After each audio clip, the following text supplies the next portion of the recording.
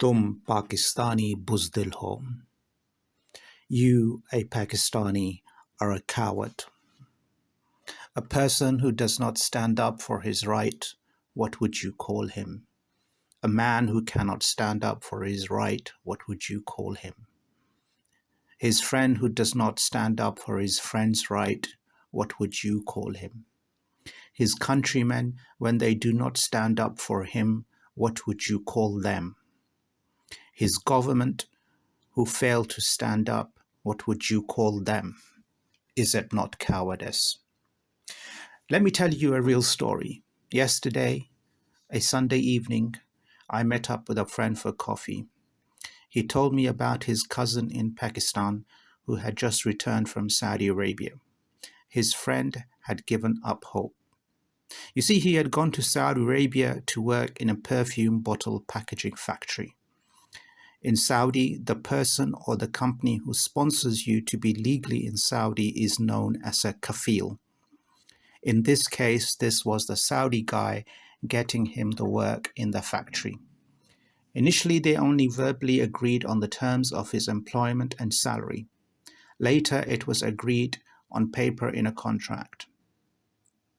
When he decided to go back to Pakistan, the kafil decided not to pay him what was due to him as part of his end contract and other amounts.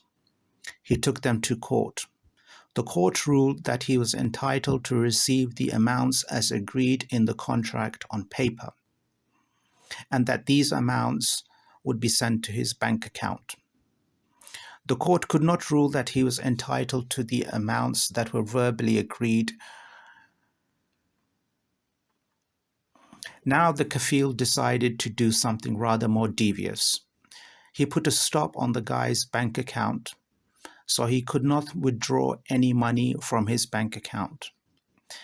In the meantime, what money he had was running out, and so was the time period that he could stay legally in Saudi. He had no choice but to return to Pakistan. In Pakistan, there was nobody that he could turn to. Not his friends, not his family, not his fellow countrymen, not his government, not the president of Pakistan. Not the government that gave him a Pakistani passport, because that Pakistani passport was worthless for his defense. And so he has no choice but to think that he has to move on. And it seems that there is no Pakistani willing to stand up for their fellow Pakistani. So I ask you the question, why?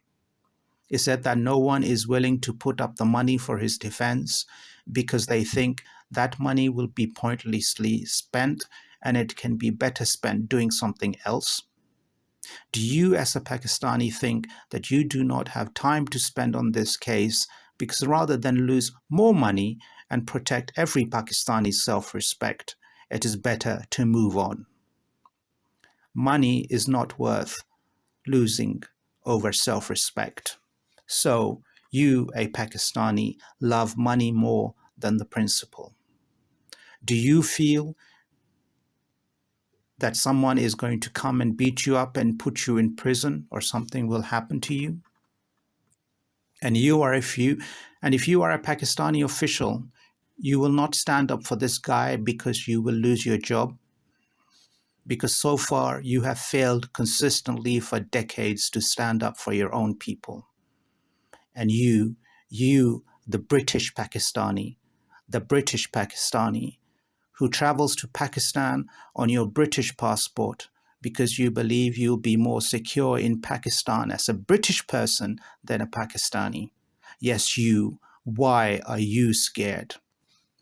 So the conclusion must be that you, a Pakistani, are a coward. And until you decide to not be a coward and think with a cool, calm, and rational mindset of how to get out of being a worthless person as a Pakistani, and every other Pakistani, whether in Pakistan or anywhere in the world, do not come up with a structured way of winning back self-respect and the right to defense and protection for yourself and your Pakistani identity. Until then, you will remain a coward. from the manual worker to the highest government official of Pakistan, to the richest Pakistani in the world, who doesn't want to be known as a Pakistani anymore. You are cowards. None of you will have any self-respect as a Pakistani. And let me tell you, you, the British Pakistani man, the British Pakistani man, you are a coward. You, the British Pakistani member of parliament, you are a coward. You, the councillors, you, the British Pakistani lawyers, the solicitors, the barristers, how many of there are you? You're all cowards because you choose to wear the Arab dress rather than the shalwar kameez in Britain. In Britain, you dress in Arab dress and not the Pakistani dress, because the Arab dress you choose represents money and the Pakistani dress represents poverty. Because you are ashamed to be a Pakistani and hence you're a coward. And if you want to tell me that you are not a coward, then tell me, what are you going to do about it?